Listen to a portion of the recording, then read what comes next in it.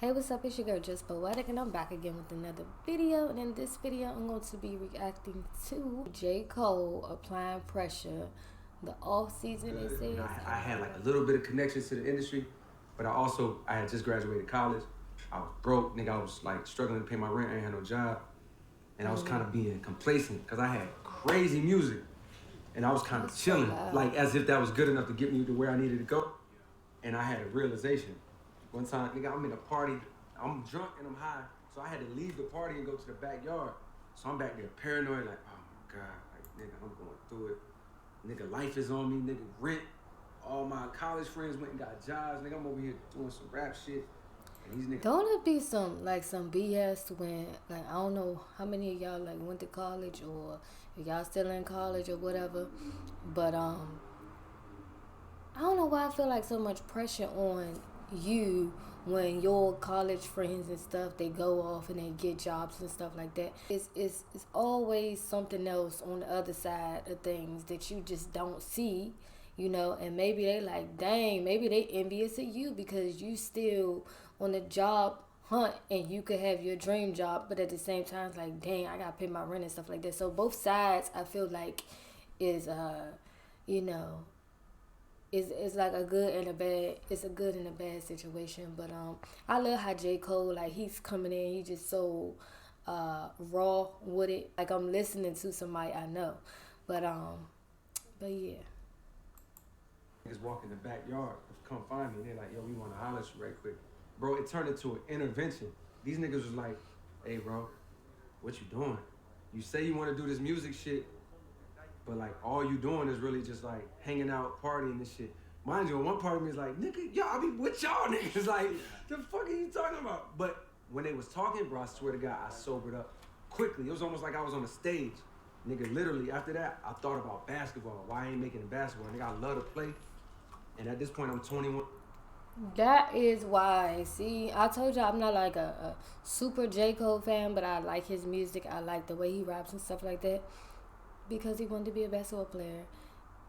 That's why the burning basketball court was in the background.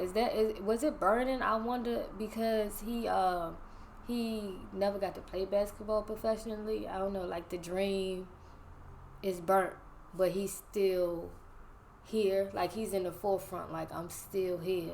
I don't know. I'm trying to put the pieces together, but y'all let me know. 20 years old, you know what I mean, 22, and I'm like, nigga, why you didn't make it in basketball? Because you wasn't fucking working. You thought you'd be outside dribbling the fucking ball doing something when really niggas was in the gym with trainers, like putting in work, shooting 1,000 shots a day, and your dumb ass over there thinking you doing something, mimicking Iverson.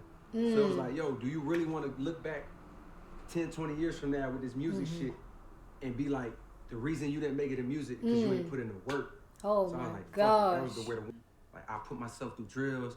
I really try to work on my craft to like just reach new heights and push myself. So that's why I call it off season. I know that was a long answer, but shit, man. I'll play the third joint. I'm looking at two screens, so if I look over there, so I'm looking at two screens. Oh.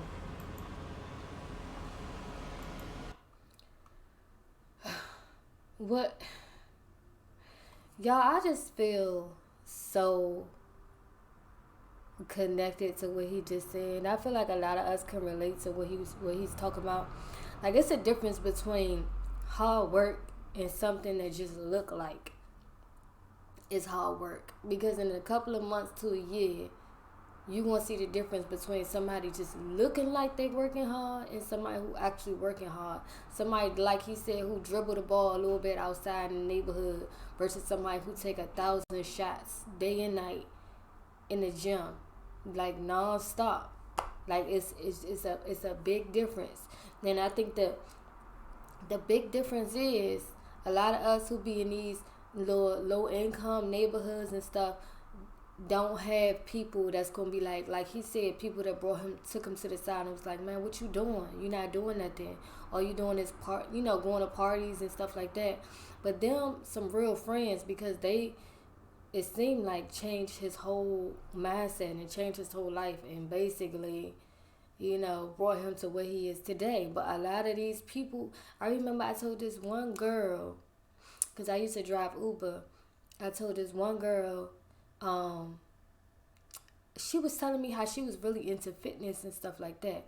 I was like, oh, that's nice. Like, you should be a personal trainer. And she asked me what a grown, I don't know how grown she was, but I know she was at least over 18. She asked me what a personal trainer was. And I don't know why, for me, that just like kind of took me by surprise that she was asking me what a personal trainer was. I have not met anybody who didn't know that. I mean, maybe it is people who don't know that, but I don't know. I just feel like the reason why she didn't know that is because she didn't have certain people like to bring her aside and be like, so you can be this, and this, and this. And like, if you want to do this is how you're going to do it. I feel like that's messed up, because that's just narrow your opportunities down on what you feel like you can do. That just shorten your world. Like, make it small. And because you don't know, there's so many things out here that you can do. All you know is, I can, go to school, hopefully I can get some good enough grades to get into a good college, and, hopefully I can find something that I want to do. But it's so many things that you can do nowadays. But anyways, yeah, I just like that he was talking about, like, your hustle and your grind is different. Your hustle and your grind is different. Do your research. Look for different things you like to do. A lot of us like to do stuff that's and I'm gonna hurry up. A lot of us like to do stuff that's just like, oh, I'm about to make some money. Oh, I need to pay these bills. But I think that take us away from the things that we like to do when we were kids. Like, if I go back and like do stuff that I did when I was a kid, like, I have so much fun. Like, I used to color all the time. I used to play the game all the time. I used to watch cartoons all the time. All that stuff to this day still make me happy. Like, all that stuff, like, I could spend hours on it to this day and it would make me happy. Like, go find something that's actually going to make you happy and you good. But anyways, let's get back into the video.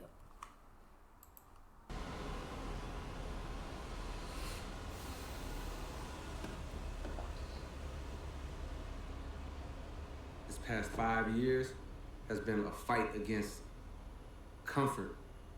I was chilling. What I noticed was, with that feeling of comfort, I'm like, damn, this is the moment that a lot of your favorite rappers hit a crossroad where they did what the fuck they set out to do, and then the fruits of their labor started working against them. That same energy and that same like passion they put into the craft was gone, and it was replaced by like comfort. I like his hair, of course. We love the hair, J. Cole. We love the hair. We love that. You like him too? Yeah. If I had to get one, My eyesight is toe up. It's a lot of shit. My eyesight is toe up. My life is just mad routine at this point, and I like it. So to go shoot a video, to shoot a doc, to even just come downstairs and do this. And I swear to God, bruh, yo, that's the level of like comfort / laziness that I've reached in my life. Imagine that when applied to music and a craft and a sport that literally so you can't get comfortable in. What's up, bro? Good morning. I knew you was up. I had to make a real decision. Are you okay with getting comfortable, chilling, mailing it in, waiting around on inspiration? If this is as high as you ever got, not career success-wise, but from a skill level, like, have you wrote your best song? Did you leave no stone unturned creatively? And when I thought about that feeling, I was like, nah, I'm not cool with that. You already know you fresh into it. You ain't got no choice but to answer. When Melissa told me she was pregnant, it was like almost like a clock went off. I don't ever hear Like, him talking about his completely changed. wife. I was like, damn, I need to refocus, wake back up, and lock back in, and begin the process of like the fall off, which is reaching its highest height before I feel like I can like comfortably just relax. First thing came to my mind, I was like, yo, I gotta go back to my home crib. Oh, nah, you can look, bro. It's a whirlwind in that bitch. That shit like Mount Everest, nigga. Get out of here. You ain't Ain't no rent, nigga. That's something for rent niggas, nigga. We are at the legendary Muhammad House. And this is where Cole stayed in when he moved to New York to go to St. John's. This house right here has been a lifeline because even when times were difficult, he struggled with certain things. Like the owner treated him actually like a friend, almost like a son in a sense. So he worked with him. Cole? Cole?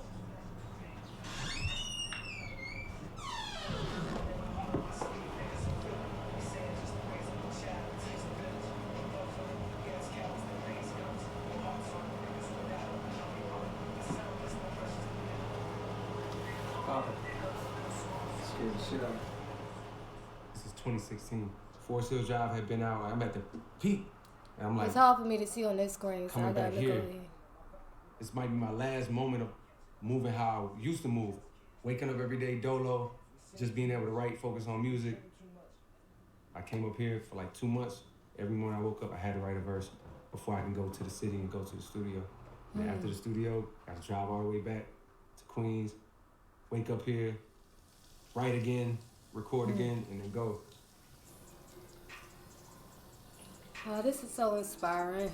I remember Pharrell, one of the first times I had worked with him, he was like telling me how he had his life on a schedule. He came to the studio for certain hours. He was like, I only come to the studio from this time to this time, and I don't take shit home with me. I was probably 24, 25 when he said that, and I remember feeling like, damn, that's weird. Cause I'd be in the studio all fucking day. Like, if I stayed in the studio anything less than 12 hours before I had kids, it was a failure of a day.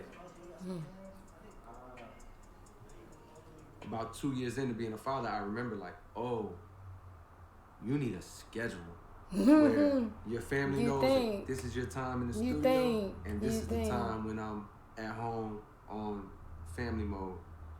It's something that I needed to do because I'm not gonna shortcut on the family side. Yeah. So Yep. I put the studio in the house for that reason. It's like I love being able to work, knowing The luxury. right The upstairs. luxury. Oh my gosh. I put the studio in the house. You put the basketball court in the house too? What else you put in that house?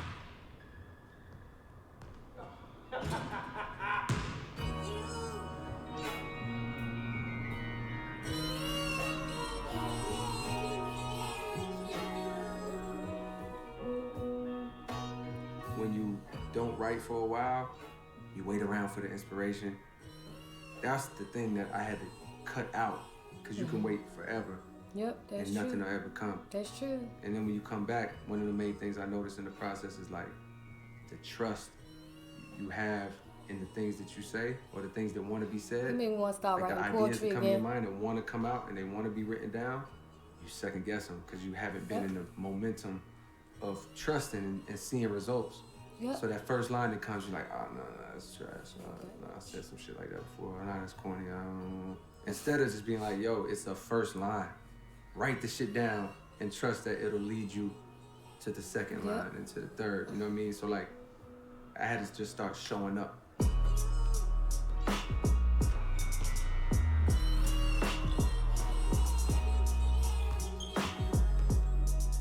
When I really fell in love with rap, it was a matter of like sport.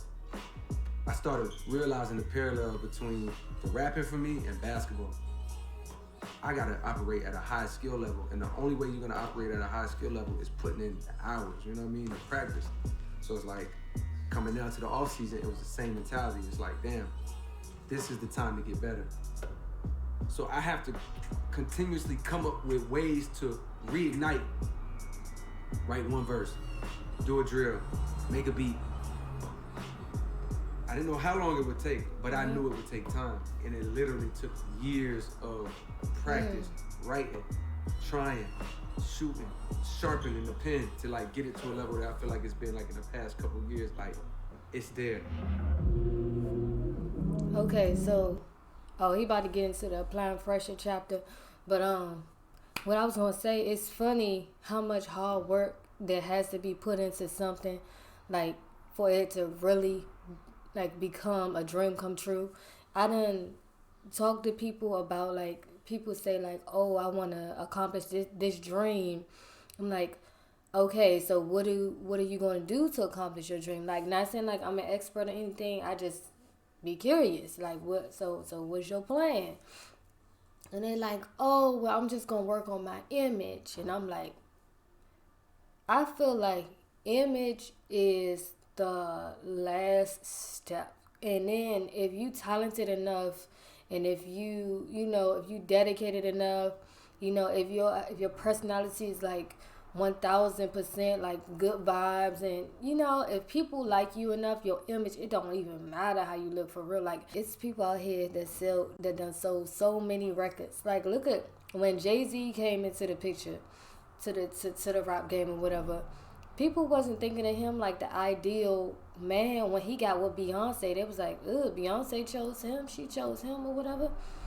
But he had enough smarts, he had enough dedication, he had enough, drive or whatever you needed. He had the charisma, like all that. He had everything you needed to make people like him in some kind of way, to make people magnetic to him. So it really don't even matter. Like, image is really a non-factor. I mean, if you feel like you can get somewhere with image alone, you're not gonna get that far. Because if people could say you cute, but they can't compliment you on your personality, then I feel like that's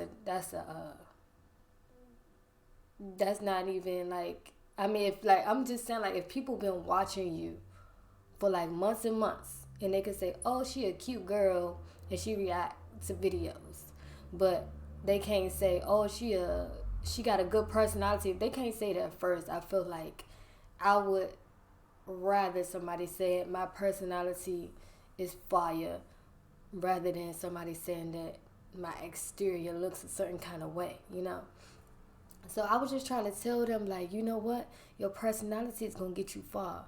Your personality is the thing, is the key, the thing that makes you different.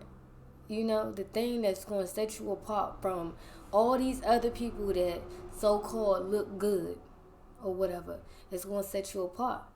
And they could take my advice or they can't. But, J. Cole said himself, it's hard work. At the end of the day, it's only one me. And it's only one you. So whatever you doing, just keep that in mind. Just know that it's only one you, and you are special.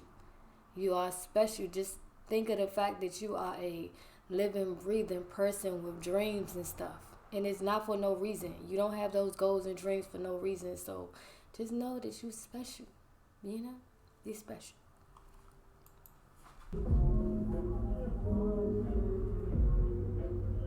It's almost like you treated those features as an album, as like a project. Facts, yeah. Is that how you thought of it? Yeah, because it was a mind state. When you put yourself in uncomfortable moments, you find out a lot about yourself. That's true. And usually you find out that you're capable of rising to that bar that's set by that uncomfortable situation. So what's something I can do? Yo, when somebody bring you a feature, say yes. I was looking at it like an opportunity for growth. You think the era that you grew up in drove you to want to have? I keep looking at this other screen. Hell yeah. Do you really want to look back and be like, you didn't work with nobody? You didn't have no songs with nobody. That you just cool with that? No, okay. So start saying yes to some features. Similarly, it was like that with letting people know, yo, the off season, it's the boy, the fall off is coming. It's like, yo, now that the possibility of not doing this shit seems real and I'm at peace with that, don't have a regret.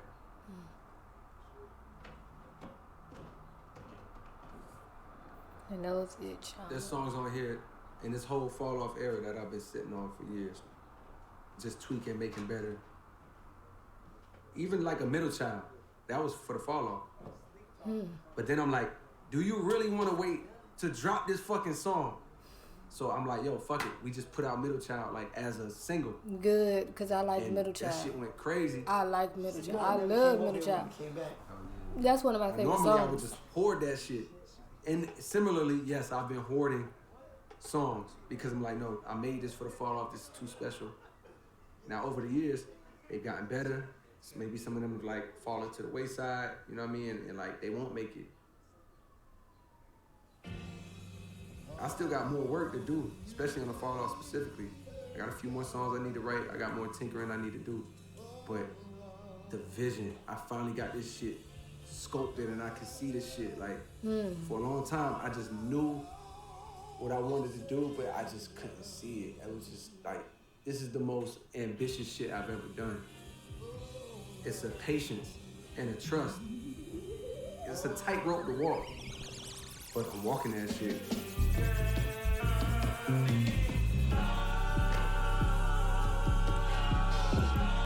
That's what's up. That's what's up. That's what's up. That's what's up.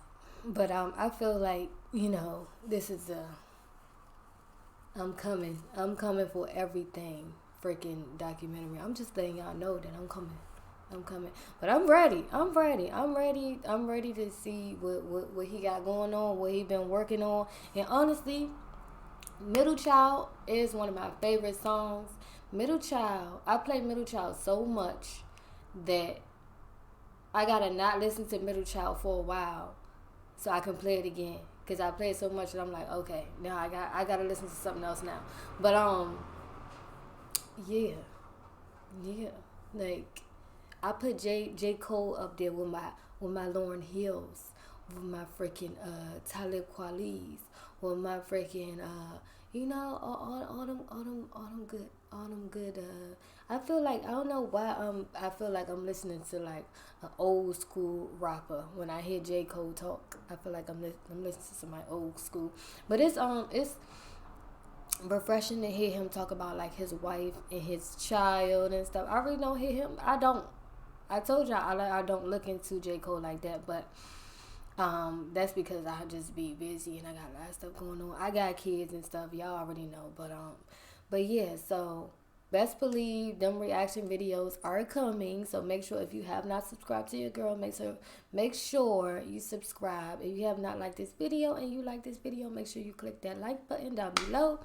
Y'all make sure y'all go check out my Instagram, my TikTok, all that good stuff. I'm just doing anything on there if y'all want to see me going crazy. But yeah, it's your girl Just Poetic, and I'm out. Peace.